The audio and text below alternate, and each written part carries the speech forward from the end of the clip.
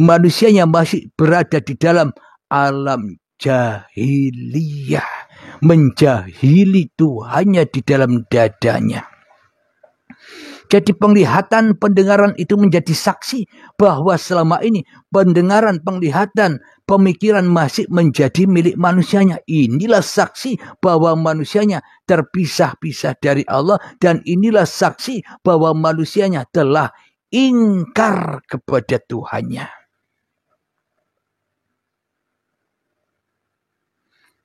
Ayat yang ke-21 dalam surat Fussilat.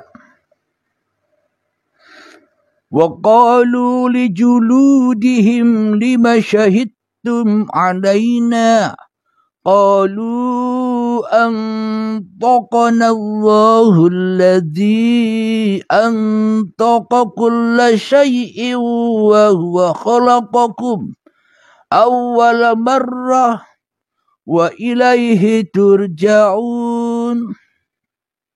Yang artinya, dan mereka berkata kepada kulit mereka, Mengapa kamu menjadi saksi terhadap kami? Kulit menjawab, yang menjadikan kami dapat berbicara adalah Allah, yang juga menjadikan segala sesuatu dapat berbicara. Dan dialah yang menciptakan kamu yang pertama kali, dan hanya kepadanya kamu dikembalikan. Bagaimana mungkin kulit kita tidak bisa menjadi saksi? Karena kulit ini ciptaan Allah. Wulu, kulit, daging, getih, otot, balung, sumsum, bumi 7 ini ciptaan Allah. Karena manusianya tidak bisa menembus bumi lapis 7. Ya akhirnya tidak tahu bahwa tubuhnya ini adalah milik Allah. Sehingga manusia tidak pernah bisa menembus wulu atau bulu, kulit, daging, darah, otot, tulang, sumsum. Manusianya terbentur, terhalang dari Tuhannya. Terpisahlah manusia dengan Tuhannya. Akhirnya tubuh ini diakui milik manusianya. Inilah saksi yang bisu selama ini, bahwa kita selama ini telah merasa berkuasa dan telah merasa memiliki tubuh kita ini. Inilah yang akan menjadi saksi bila manusianya sudah ketemu hari kiamat, sudah ketemu dengan hari kebangkitan, sudah ketemu dengan hari pembalasan, sudah ketemu dengan hari perhitungan. Kapan itu? Baiat. Ketika manusianya ketemu baiat, ketemu kematiannya, maka terungkaplah dongeng-dongeng yang selama ini hanya dicerita-ceritakan saja, tidak nyata, tidak nampak. Ketika manusianya sudah mati, mutu qabla antal maut, ketika sudah dibaiat manusianya sadar bahwa semuanya sudah ada. Ketika manusianya sudah ketemu wajahullah, ketika manusianya sudah bertemu Tuhannya, itulah ending dari segala ending perjalanan manusianya. Selesai sudah, tamat riwayatmu, tamat riwayat manusianya. Tidak ada riwayat dan lagi, yang ada hanya riwayat Tuhannya, yang ada hanya cerita Tuhannya. Manusianya bagaimana? Enjoy, why?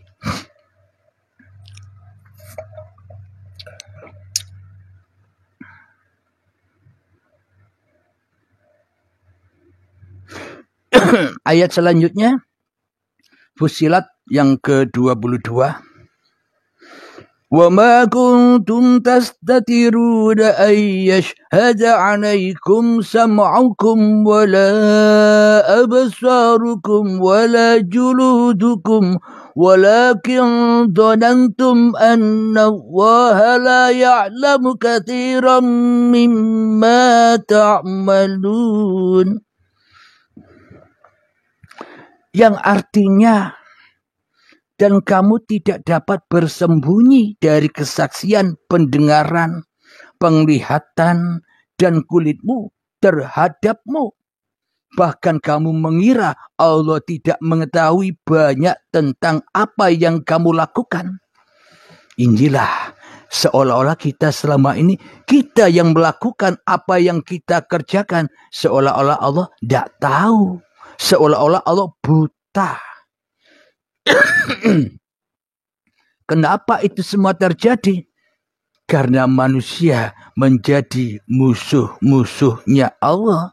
Karena manusia menjadi saingan-saingannya Allah. Karena manusia merasa lebih berkuasa atas diri manusianya sendiri daripada Allah. Yang tidak bisa pulang manusianya. Yang tidak bisa hijrah. Yang tidak bisa mentas dari anar.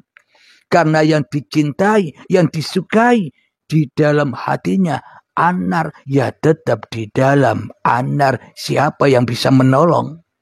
Wong manusianya cinta, sukanya ada di dalam neraka. Siapa yang bisa menolong? Bila bukan dirinya sendiri yang bisa menolong dirinya. Saya ulang lagi.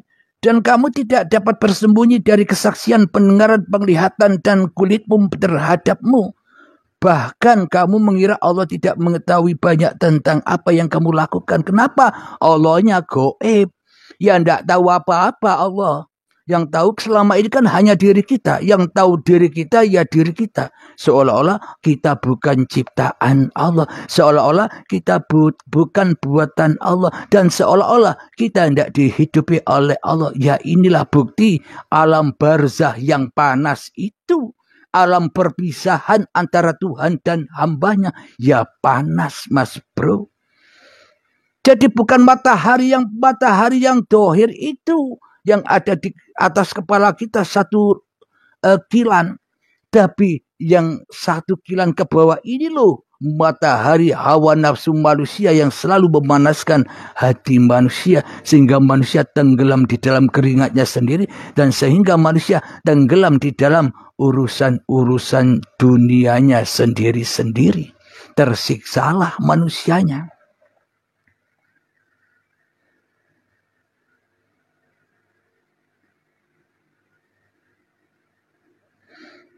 Ayat yang ke-23 dalam surat Fussilat.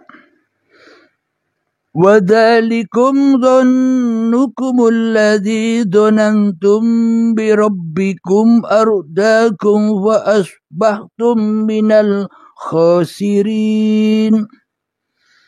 Dan itulah dugaanmu yang telah kamu sangkakan terhadap Tuhanmu. Dengan itu telah membinasakan kamu. Sehingga jadilah kamu termasuk orang yang rugi.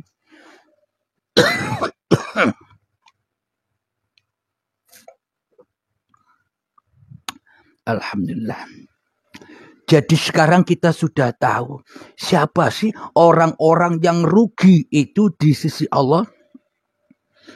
Orang-orang yang rugi di sisi Allah itu ketika Allahnya gaib, yang wujud manusianya, itulah kerugian yang besar.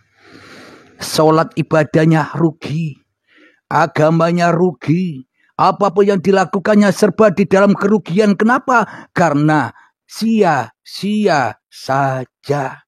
Amal dan ibadahnya hanya untuk pemuas hawa nafsune dewe-dewe. Yaitulah kerugian itu, yaitulah saksi bahwa badan-badan ini telah menyaksikan ulah dan laku manusianya yang selalu dan selalu mensekutukan penciptanya. Maka rugi. Bila Allahnya gaib, ya rugi. Percuma kita bertuhan. Percuma kita ibadah wong yang kita ibadahi, wong yang kita tuju gaib tidak ada.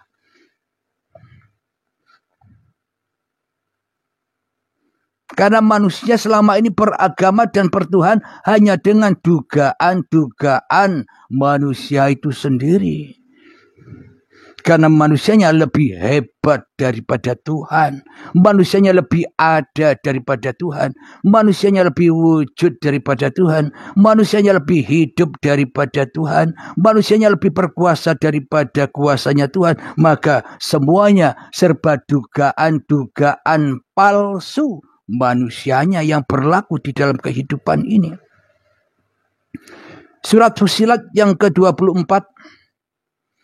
Fa iyasbiru fandaru matwallahum wa iyasta'tibu famahum minal mu'tabin. Yang artinya, meskipun mereka bersabar atas azab neraka, maka merekalah tempat tinggal. Maka nerakalah tempat tinggal mereka. Dan jika mereka minta belas kasihan, muka mereka itu tidak termasuk orang-orang yang pantas dikasihani. Wong kita menggoibkan Allah kok mengharap-harap pahala. Wong kita menggoibkan Allah kok harap-harap surga. Wong kita menggoibkan Allah kok harap-harap ridho. Ndak pantas dikasihani. Kenapa? Wong kita ndak mentuhankan Tuhan sebagai penguasa kita. Wong kita ndak mentuhankan Tuhan sebagai pencipta kita. Wong kita ndak mentuhankan Tuhan sebagai pemelihara kita. Wong kita ndak mentuhankan Tuhan sebagai yang mencukupi kebutuhan kita selama ini. Bila sudah begitu, minta pertolongan Tuhan dengan doa-doanya. Ndak pantas kita dikasihani Tuhan. Kenapa? Karena kita jadi musuh-musuhnya Tuhan. Musuh kok dikasihani. Maknanya bagaimana?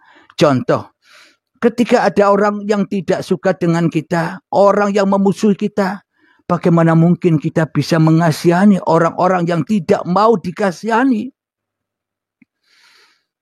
Bagaimana mungkin kita bisa memberi orang yang tidak mau diberi? Jauh panggang dari apinya. Bagaimana mungkin Allah mengasihani manusia yang tidak bertuhan dan tidak kembali kepada Tuhannya? Bagaimana mungkin Allah menerima doanya? Bagaimana mungkin Allah menerima amalnya? Bagaimana mungkin Allah menerima zikirannya orang-orang yang ingkar kepada Tuhannya? Siapakah orang yang ingkar kepada Tuhannya? Orang-orang yang merasa lebih ada daripada adanya Tuhan. Ya termasuk saya. Ini menceritakan diri saya sendiri. Semoga Anda tidak seperti saya ya. Karena saya ini orang yang ingkar, orang kafir, setan, jin, dajjal ya saya ini. Semoga Anda tidak begitu. Amin ya rabbal alamin.